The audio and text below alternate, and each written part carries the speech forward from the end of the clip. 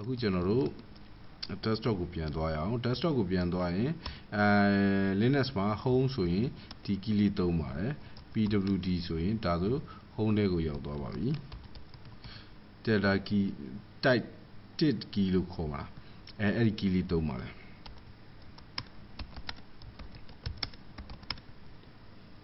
ဟုတ်ပြီအခုတစ်ခေါက်ပဲကိုသွားမလဲဆိုတော့ကျွန်တော်တို့ file တွေကို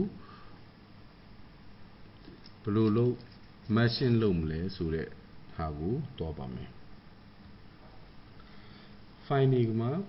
ကျွန်တော်တို့ကအခု desktop မှာ list ထုတ်ကြည့်လိုက်တယ် list ထုတ်ကြည့်လိုက်တော့ကျွန်တော်တို့ file တွေအများကြီးတွေ့တယ်ကျွန်တော်တို့အဲ့ထဲကနေပြီးတော့မှ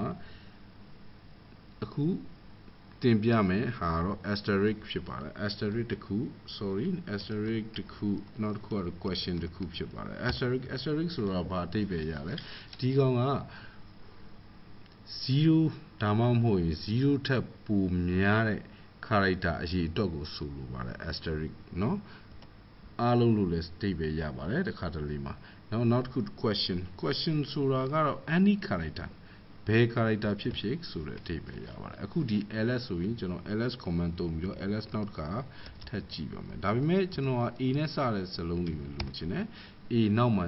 တုံညပဲဖြစ်ဖြစ် a ဆိုတဲ့ file ပဲဖြစ်ဖြစ် a နောက်မှာဘာစာလုံးပဲ character ပဲဆက်ပါလားအဲ့ဒီကောင်ကြည့်ဆိုဒါဆိုရင် a ဆိုတဲ့ကောင်ထွက်လာပါပြီနော် Arduino ရဲ့ ARM ရဲ့နော် a ဆိုတဲ့ command ထွက်လာနောက်တစ်ခုကa ပါတဲ့ကောင်ကိုရှာမယ် a နဲ့ဆုံးတဲ့ကောင်ကိုကျွန်တော်တို့ရှာမယ်ဆိုရင် ls.e เนาะဒီလိုရိုက်ပါမယ်ဒါဆိုရင်မရှိပါဘူး a ပါတဲ့ကောင်ရှေ့ရောနောက်ရောเนาะ a ပါပြီးရောဗျာကဲအဲ့ဒါဆိုရင်ဒီလိုထွက်လာပါတယ်เนาะဒါကရှေ့ကဒီဟာကိုသုံးတာပါ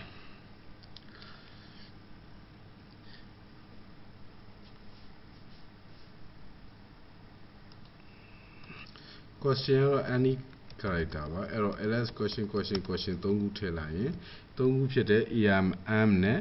dl နဲ့ထွက်လာပါတယ်เนาะကြိုက်တဲ့ character ဖြစ်လို့ရတယ်3လုံးပဲဖြစ်လို့ရတယ်ဆိုတဲ့ဟာပါ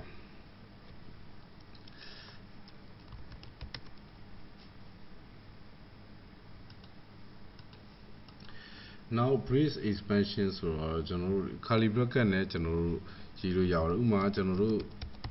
test တွေကိုသွားမယ် rmr ကျွန်တော်တို့ဒီမှာ file 5ခုတည်ဆောက်ချင်တယ်1 2 3 4 5 file name နဲ့အောက်မှာနံပါတ်တွေတက်အဲ့ဒါဆိုကျွန်တော်တို့တစ်ခုချင်းစီတည်ဆောက်နေတော့ dash เนาะအဲ့ဒါဆိုကျွန်တော်တို့ curly bracket ထဲမှာဘယ်လိုရေးဆို1 2 3 4 5ကို1 2 3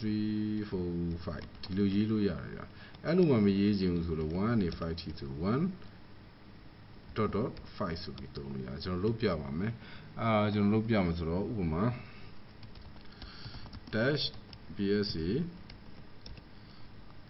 2,3,4,5 .txt ဒါဆိုရင် bsa1 bsa2 bsa3 4 5 file 5 file ထွက်လာပါတယ်တခါတည်းနဲ့အကုန်လုံးတစ်ခုချင်းစီလုပ်เสียမလို့တော့ဘူးပြီးတော့နောက် Linux မှာ variable တွေကိုဒီ backtick key နဲ့ရေးပါတယ် backtick key နဲ့ရေးတယ်ဆိုတော့ backtick key ဆိုတာကတော့escape key ရဲ့အောက်ကခုန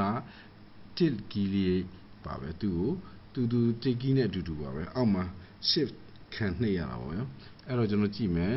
echo echo ဆိုတဲ့ command လေးတုံးပြီးတော့ကျွန်တော်စာလေးနည်းနည်းရေးမယ် today is ကျွန်တော် tilt key လေးထည့်လိုက်မယ်ဒီမှာကျွန်တော် command ကိုထည့်တယ် date plus %e ဆိုပြီးတော့ကဲ sorry backtick လေးကျွန်တော်ထည့်လိုက်မယ်ဒါဆိုရင် today is Monday ဆိုတဲ့အဖြေကိုထွက်တယ်เนาะအဲ့လိုပဲရေးလို့ရပါတယ်ပြီးတော့နောက်ဒီ Linux မှာဒီ variable တွေကို assign လုပ်မယ်ဆိုရင်တော့ဘယ်လိုရေးလဲဆိုတော့ဥပမာကျွန်တော် host ကို assign လုပ်ချင်တယ်ဆိုရင် host equal to $sign လေးနဲ့ကျွန်တော်တို့ assign လုပ်ပါတယ် dname host name as နော်ပြီးရင်နောက် command တစ်ကြောင်းအနေနဲ့ echo host ဆိုပြီးရိုက်လိုက်ရင်ဒါဆိုရင် event cost ဆိုတဲ့နာမည်နဲ့ assign လုပ်ပြီးသားဖြစ်ပါတယ်เนาะ user ကိုကြည့်မယ်ဆိုရင်เนาะ as user လို့ရိုက်လိုက်ရင်ဒါဆိုရင်ဒီလိုထွက်ပါတယ် variable တွေကိုဒီလို assign လုပ်လို့ရပါတယ်ဒါကတော့နောက်ပိုင်း bash နောက်လာလက်တန်သော